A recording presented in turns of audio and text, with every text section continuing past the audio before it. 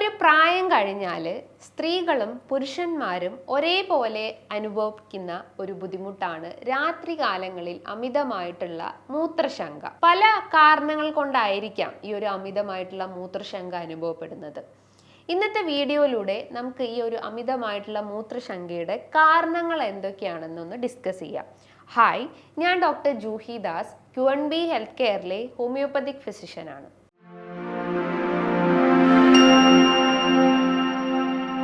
നല്ലൊരു ഉറക്കം എല്ലാവരും ആഗ്രഹിക്കുന്നതാണ്. ഒരു 6 മണിക്കൂർ മുതൽ 7 മണിക്കൂർ വരെ കൃത്യമായിട്ടുള്ള ഒരു ഉറക്കം കിട്ടിയാൽ നമ്മളെ മൈൻഡും അതേപോലെ തന്നെ നമ്മളെ ബോഡിയും ഓക്കെ ആവും. ഈ ഒരു ഉറക്കം ഡിസ്റ്റർബ് ആയി കഴിഞ്ഞാൽ നമുക്ക് മെൻ്റലിയും ഫിസിക്കലിയും വീക്ക്നെസ് അനുഭവപ്പെടാം.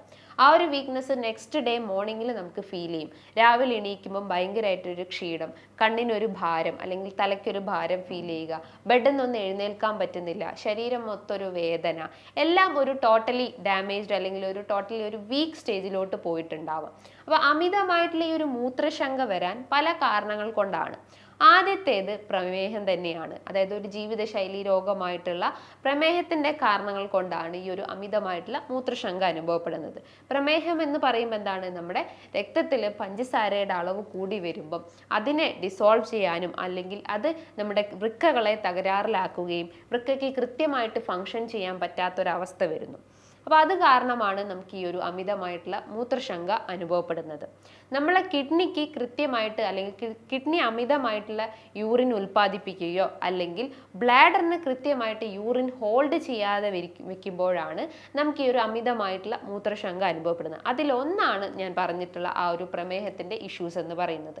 അതേപോലെ മറ്റൊരു പ്രധാനപ്പെട്ട ഒരു കാരണം, അതായത് പുരുഷന്മാരിൽ ഉണ്ടാവുന്ന പ്രോസ്റ്റേറ്റ് ഗ്രന്ഥിയിൽ ഉണ്ടാവുന്ന നീർക്കെട്ട്, ബിനൈൻ പ്രോസ്റ്റേറ്റ് ഹൈപ്പർട്രോഫി എന്ന് പറയുന്നു, അല്ലെങ്കിൽ പ്രോസ്റ്റേറ്റൈറ്റിസ് എന്നൊക്കെ പറയുന്നു. അതായത് പ്രോസ്റ്റേറ്റ് ഗ്രന്ഥിയിൽ ഉണ്ടാവുന്ന ഇൻഫ്ലമേഷൻസിനെ സൂചിപ്പിക്കുന്നു. പ്രോസ്റ്റേറ്റ് ഗ്രന്ഥിന്റെ ഫംഗ്ഷൻ എന്താണ്?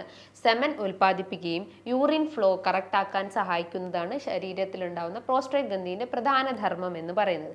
അതൊരു പ്രായം എത്തിക്കഴിഞ്ഞാൽ അല്ലെങ്കിൽ ഒരു ഏജിങ് പ്രോസസ്സിന്റെ ഭാഗമായിട്ട് അതിൽ നീർക്കെട്ട് അനുഭവപ്പെടാം. അതിന്റെ ഭാഗമായിട്ട് നമുക്ക് യൂറിൻ പാസ് ചെയ്യുമ്പം ബുദ്ധിമുട്ടുകൾ അനുഭവപ്പെടാം. അതായത് യൂറിൻ പാസ് ചെയ്യുമ്പം വേദന അനുഭവപ്പെടാം. യൂറിൻ പോയി കഴിഞ്ഞാലും ഇനിയും പോവണം എന്നുള്ള ഒരു തോന്നൽ വരിക, ഒരു വീക്ക് സ്ട്രീം ഓഫ് യൂറിൻ, അതായത് യൂറിൻ്റെ ആ ഒരു ഫ്ലോ തന്നെ വളരെ ലോ ആയിട്ടിരിക്കുക, ബാക്ക് പെയിൻ അനുഭവപ്പെടുക, എഗെയിൻ യൂറിനേറ്റ് ചെയ്യാനുള്ള ഒരു ടെൻഡൻസി അനുഭവപ്പെടുക, നടുവേദന, അടിവയറ്റുന്നൊരു ഭാരം ഫീൽ ചെയ്യുക. ഇത്തരം ലക്ഷണങ്ങളാണ് യൂഷ്വലി പ്രോസ്റ്റേറ്റ് കംപ്ലയിൻസിന് പേഷ്യൻസ് പറയാറ്. അപ്പം അതിൻ്റെ ഭാഗമായിട്ടും നിങ്ങൾക്ക് രാത്രി കാലങ്ങളിൽ ഈ ഒരു അമിതമായിട്ടുള്ള മൂത്രശങ്ക അനുഭവപ്പെടാം. മറ്റൊരു റീസൺ, അതായത് കിഡ്നി സ്റ്റോൺസ്, കിഡ്നിയിൽ ഉണ്ടാവുന്ന അമിതമായിട്ടുള്ള കാൽഷ്യം ഡെപ്പോസിറ്റ്സോ അല്ലെങ്കിൽ യൂറിക് ആസിഡ് കൂടുതലായിട്ട് നമ്മുടെ ബോഡിയിൽ അടിഞ്ഞുകൂടി കഴിഞ്ഞാൽ അത് നമ്മുടെ വൃക്കകളെ തകരാറാക്കുകയും അതുമൂലം കിഡ്നി സ്റ്റോൺ ഡെവലപ്പ് ചെയ്യുകയും ചെയ്യുന്നതാണ്. നമുക്കറിയാം, പ്രസവ വേദന കഴിഞ്ഞു കഴിഞ്ഞാൽ ഒരു അധികമായിട്ടുള്ള വേദന എന്ന് പറയുന്നത് റീനൽ കാൽക്കുലേ അല്ലെങ്കിൽ കിഡ്നി സ്റ്റോൺ ആണ്. വൃക്കകളിൽ ഉണ്ടാവുന്ന കല്ലുകളാണ്. ഒരു 4 mm സൈസ് വരെയുള്ള വൃക്കകളാണെങ്കിൽ നമുക്കതൊരു നമ്മളെ ബോഡിയിൽ തന്നെ നമുക്ക് വെള്ളം കുടിച്ചുകൊണ്ട് നമുക്ക് മെയിൻറ്റെയിൻ ചെയ്യാം അല്ലെങ്കിൽ അതിനെ റെഡ്യൂസ് ചെയ്യാൻ സഹായിക്കുന്നതാണ്. പക്ഷെ ഒരു 4 mm കൂടുതൽ സൈസുള്ള ഒരു കല്ലുകളാണെങ്കിൽ നമ്മൾ അതിന് പ്രോപ്പർ ആയിട്ടുള്ള ഒരു ട്രീറ്റ്മെന്റും ഡയറ്റും സ്റ്റാർട്ട് ചെയ്യേണ്ടതാണ്. പാൻക്രിയാസ് ഗ്രന്ഥി ഉൽപ്പാദിപ്പിക്കുന്ന ഇൻസുലിന്റെ പ്രൊഡക്ഷൻ അമിതമാകുമ്പോഴും നമുക്ക് അമിതമായിട്ടുള്ള മൂത്രശങ്ക അനുഭവപ്പെടാം. ഇൻസുലിന്റെ ധർമ്മം എന്താണ്? ശരീരത്തിൽ ഉണ്ടാവുന്ന അമിതമായിട്ടുള്ള ആ ഒരു ഗ്ലൂക്കോസ് മോളിക്യൂൾസിനെ കുറയ്ക്കാൻ സഹായിക്കുന്നതാണ്.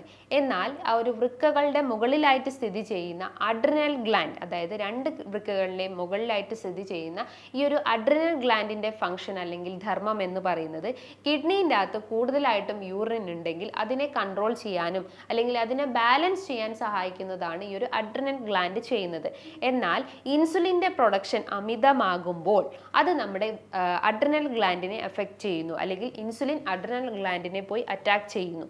അതിനെ അറ്റാക്ക് ചെയ്യുമ്പോൾ ഓട്ടോമാറ്റിക്കലി നമ്മൾ ആ ഒരു ബ്ലാഡർ കപ്പാസിറ്റി അല്ലെങ്കിൽ മൂത്രം നമുക്ക് കൺട്രോൾ ചെയ്യുന്ന കപ്പാസിറ്റി നമുക്ക് നഷ്ടപ്പെട്ടു പോകുന്നു. അതിൻ്റെ ഭാഗമായിട്ടാണ് നമുക്ക് രാത്രി കാലങ്ങളിൽ പുരുഷന്മാരിലും സ്ത്രീകളിലും ഇത്തരം അമിതമായിട്ടുള്ള മൂത്രശങ്ക അനുഭവപ്പെടുന്നത്. മറ്റൊരു റീസൺ എന്ന് പറയുന്നത് യൂറിനറി ട്രാക്ട് ഇൻഫെക്ഷൻസ്, അതായത് മൂത്രനാളിയിൽ ഉണ്ടാവുന്ന ഇൻഫെക്ഷൻസ്, എസ്പെഷ്യലി എസ്ട്രീഷ്യ കോളൈ പോലത്തെ ബാക്ടീരിയൽ കോളനൈസേഷൻ കാരണം നമുക്ക് ഈ ഒരു യൂറിൻ ടെൻഡൻസി കൂടുന്നു. യൂറിൻ പാസ് ചെയ്യുമ്പം വേദന അനുഭവപ്പെടുക, പുകച്ചിൽ ചൊറിച്ചിൽ അനുഭവപ്പെടുക, ഇടയ്ക്കിടയ്ക്ക് യൂറിനേറ്റ് ചെയ്യാനുള്ള ഒരു ഉണ്ടാവുക, അടിവയറ്റുന്ന ഒരു വേദന ഫീൽ ചെയ്യുക, ബാക്ക് പെയിൻ അല്ലെങ്കിൽ നടുവേദന അനുഭവപ്പെടുക, ഇതൊക്കെയാണ് മെയിൻലി യൂറിനറി ട്രാക്ട് ഇൻഫെക്ഷൻസ് പ്രധാന ലക്ഷണങ്ങൾ എന്ന് പറയുന്നത്. ഇത് യൂഷ്വലി സ്ത്രീകളിലാണ് ഏറ്റവും കൂടുതൽ വർദ്ധിച്ചു വരുന്നത്. പക്ഷേ ഇന്ന് കുട്ടികളിൽ അല്ലെങ്കിൽ ഒരു 18 വയസ്സ് കഴിഞ്ഞിട്ടുള്ള കുട്ടികളിലും ഈ ഒരു യൂറിനറി ട്രാക്ട് ഇൻഫെക്ഷൻസ് വളരെ കോമൺ ആയിട്ട് കണ്ടുവരുന്നുണ്ട്. അതിൻ്റെ റീസൺ എന്താണ്? സ്ത്രീകളിൽ ഉണ്ടാവുന്ന യുറേത്രയുടെ ലെങ്ത് നോക്കുകയാണെങ്കിൽ വളരെ ഷോർട്ടാണ്. അതേപോലെ തന്നെ ആ ഒരു ആനൽ ഓപ്പണിംഗ്, അതായത് മലദ്വാരത്തിൻ്റെ ആ ഒരു ഓപ്പണിങ്ങും അതേപോലെ തന്നെ വജൈനൽ ഓപ്പണിങ്ങും യുറേത്രൽ ഓപ്പണിങ്ങും സ്ത്രീകളിൽ ഉണ്ടാവുന്ന ഈ 3 സ്ട്രക്ചേഴ്സും വളരെ അടുത്തടുത്താണ്. അപ്പം നമുക്ക് എന്തെങ്കിലും മലദ്വാരത്തിന് ചുറ്റുമായിട്ട് എന്തെങ്കിലും ഇൻഫെക്ഷൻസ് വരുവാണെങ്കിൽ അത് ഓട്ടോമാറ്റിക്കലി നമ്മുടെ വജൈനയിലേക്കും എൻ്റർ ചെയ്യുന്നു. അതേപോലെ തന്നെ ആനസ് റീജിയൻ അല്ലെങ്കിൽ ആ ഒരു യുറേത്രൽ ഓപ്പണിങ്ങിലേക്ക് പെട്ടെന്ന് തന്നെ ആ ഒരു ബാക്ടീരിയ അതിലേക്ക് എൻ്റർ ആവുന്നു. അതിൻ്റെ ഭാഗമായിട്ടാണ് സ്ത്രീകളിൽ ഇത്തരം ഇൻഫെക്ഷൻസ് വളരെ കോമൺ ആയിട്ട് കണ്ടുവരുന്നത്. പിന്നെ മറ്റൊരു റീസൺസ് എന്ന് പറയുന്നത് നിങ്ങളുടെ തെറ്റായിട്ടുള്ള ജീവിതശൈലി തന്നെ. നിങ്ങൾ കഴിക്കുന്ന ഭക്ഷണങ്ങളാവട്ടെ അല്ലെങ്കിൽ നിങ്ങൾ വർക്കൗട്ട് ഇല്ലാത്ത അവസ്ഥകളാവട്ടെ, അതിൻ്റെ ഭാഗമായിട്ടും നിങ്ങൾക്ക് ഒരു യൂറിനറി ട്രാക്ട് ഇൻഫെക്ഷൻസ് വരാനുള്ള ഒരു ചാൻസസ് ഉണ്ട്. മാസമുറ നിന്നിട്ടുള്ള സ്ത്രീകളിൽ, അതായത് അവരുടെ ശരീരത്തിൽ ഈസ്ട്രജൻ ഹോർമോൺസിൽ ഇംബാലൻസ് വരുമ്പോഴാണ് ഒരു മൂത്രശങ്കയുടെ പ്രശ്നങ്ങൾ സ്റ്റാർട്ട് ചെയ്യുന്നത്. നമുക്കറിയാം സ്ത്രീകളിലെ ഈസ്ട്രജൻ ഹോർമോൺസിൻ്റെ മെയിൻ ധർമ്മം എന്താണ്? നമ്മൾ ഓൾ ടുഗദർ ആയിട്ടുള്ള എല്ലാ ഫിസിയോളജിക്കൽ ആക്ടിവിറ്റീസിനെയും കൺട്രോൾ ചെയ്യുന്നത് ശരീരത്തിലെ ഈസ്ട്രജൻ ഹോർമോൺസ് ആണ്.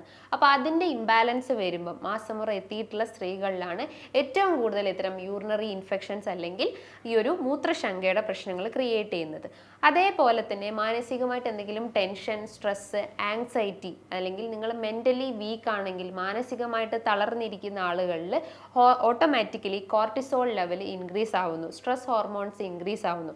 സ്ട്രെസ് ഹോർമോൺസ് ഇൻക്രീസ് ആയി കഴിഞ്ഞാൽ അത് നമ്മുടെ വൃക്കകളെ എഫക്റ്റ് ചെയ്യുന്നു. വൃക്കകൾക്ക് കൃത്യമായിട്ടുള്ള യൂറിൻ ഫിൽട്ടർ ചെയ്യാൻ പറ്റുന്നില്ല, അല്ലെങ്കിൽ ബ്ലഡ് കൃത്യമായിട്ട് ഫിൽട്ടർ ചെയ്യാൻ പറ്റുന്നില്ല, യൂറിൻ കൃത്യമായിട്ട് ഫ്ലോ ചെയ്യാൻ പറ്റുന്നില്ല, ബ്ലാഡറിൻ്റെ കപ്പാസിറ്റി നഷ്ടപ്പെട്ടു പോകുന്നു. അപ്പോൾ അമിതമായിട്ടുള്ള ഈ ഒരു കോർട്ടിസോൾ ലെവൽ അല്ലെങ്കിൽ അമിതമായിട്ടുള്ള ടെൻഷനാണ് മറ്റൊരു റീസൺസ് എന്ന് പറയുന്നത്. അതേപോലെ തന്നെ നിങ്ങൾ എടുക്കുന്ന മെഡിസിൻസ്, അതായത് ഇപ്പോൾ പ്രഷറിന് മെഡിസിൻസ് എടുക്കുന്നു, കൊളസ്ട്രോളിന് മെഡിസിൻസ് എടുക്കുന്നു, യൂറിക് ആസിഡ്, ക്രിയാറ്റിനിൻ, പല അസുഖങ്ങൾക്ക് വേണ്ടിയിട്ടും നിങ്ങൾ മാറി മാറി ഓരോ ടാബ്ലറ്റ്സ് എടുക്കുന്നു. ആ മെഡിസിൻസിൻ്റെ ഒരു സൈഡ് എഫക്ട്സ് ആയിട്ടും നിങ്ങൾക്ക് അമിതമായിട്ടുള്ള ഒരു മൂത്രശങ്ക അനുഭവപ്പെടാം.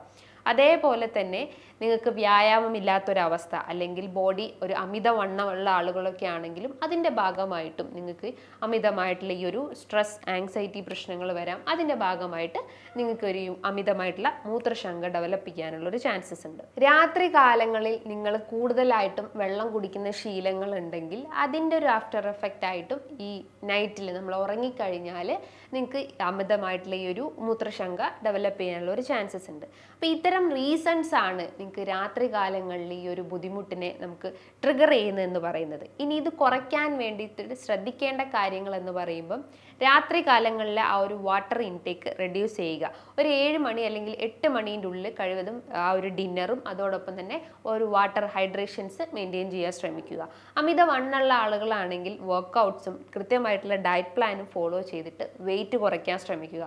അമിതവണ്ണം ഓട്ടോമാറ്റിക്കലി ആകുമ്പോൾ ഇൻസുലിൻ റെസിസ്റ്റൻസ് എന്ന കണ്ടീഷൻസ് വരുന്നു. അത് ഭാഗമായിട്ട് നിങ്ങൾക്ക് കിഡ്നി സ്റ്റോൺസ് അതേപോലെ തന്നെ ഡയബറ്റീസ് പ്രശ്നങ്ങളെല്ലാം ക്രിയേറ്റ് ചെയ്യാനുള്ള ഒരു ചാൻസസ് ഉണ്ട്. അതേപോലെ തന്നെ ഒരു ഡോക്ടറെ നിർദ്ദേശപ്രകാരം മാത്രം എല്ലാ മെഡിസിൻസും കഴിക്കേണ്ടതാണ്. അല്ലെങ്കിൽ സപ്ലിമെൻറ്റ്സ് എടുക്കാൻ ആഗ്രഹിക്കുന്ന ആളുകളാണെങ്കിൽ അതൊരു ഡോക്ടർ നിർദ്ദേശപ്രകാരം മാത്രം കഴിക്കാൻ ശ്രമിക്കുക. ധാരാളം എക്സസൈസ് ചെയ്യുക, അതായത് നമ്മുടെ പെൽവിക് ഫ്ലോർ മസിൽസ് അല്ലെങ്കിൽ നമ്മുടെ ഹിപ്പ് റീജിയൻസിലേക്ക് കൂടുതലായിട്ടും വർക്കൗട്ട്സ് കൊടുക്കാൻ ശ്രമിക്കുക. പ്രോസ്ട്രേറ്റ് ഗ്രന്ഥിൻ്റെ പ്രശ്നങ്ങളുള്ള ആളുകളാണെങ്കിൽ അവർക്ക് കീഗൽ എക്സസൈസ് ചെയ്യാവുന്നതാണ്. കീഗൽ എക്സസൈസ് എന്ന് പറയുമ്പോൾ നമ്മുടെ ഈ ഒരു ബാക്ക് മസിൽസ് അല്ലെങ്കിൽ ആ ഒരു ബട്ടക്സ് റീജിയൻസിലെ മസിൽസ് എല്ലാം കൂടുതൽ സ്ട്രെങ്തൻ ചെയ്യാൻ സഹായിക്കുന്ന എക്സസൈസ് ആണ്. അത് ഡെയിലി നിങ്ങൾക്ക് ഒരു 15 മിനിറ്റോ അല്ലെങ്കിൽ ഒരു 20 മിനിറ്റോ കൃത്യമായിട്ട് ചെയ്ത് കഴിഞ്ഞാൽ ആ മസിൽസ് കൂടുതലായിട്ട് അല്ലെങ്കിൽ ആ പേശികൾ കൂടുതലായിട്ടും ഫങ്ഷൻ ചെയ്യുകയും കൃത്യമായിട്ടുള്ള ഒരു യൂറിൻ ഫ്ലോ നമുക്ക് മെയിൻറ്റെയിൻ ചെയ്യാൻ സഹായിക്കുന്നതാണ്. ഭക്ഷണ രീതികൾ എന്ന് പറയുമ്പം കൂടുതൽ കലോറി അടങ്ങിയിട്ടുള്ളതും അതേപോലെ കൂടുതൽ ഷുഗർ റിച്ച് ആയിട്ടുള്ളത് അല്ലെങ്കിൽ അന്നജം ഏറിയിട്ടുള്ള ഭക്ഷണങ്ങളൊക്കെ അളവ് കുറയ്ക്കാൻ ശ്രമിക്കുക. രാത്രി കാലങ്ങളിൽ ഒരു സാലഡ്സോ അല്ലെങ്കിൽ എന്തെങ്കിലും ഒരു മിതമായ രീതിയിലുള്ള ഭക്ഷണം മാത്രം ഫോളോ ചെയ്യാൻ ശ്രമിക്കുക.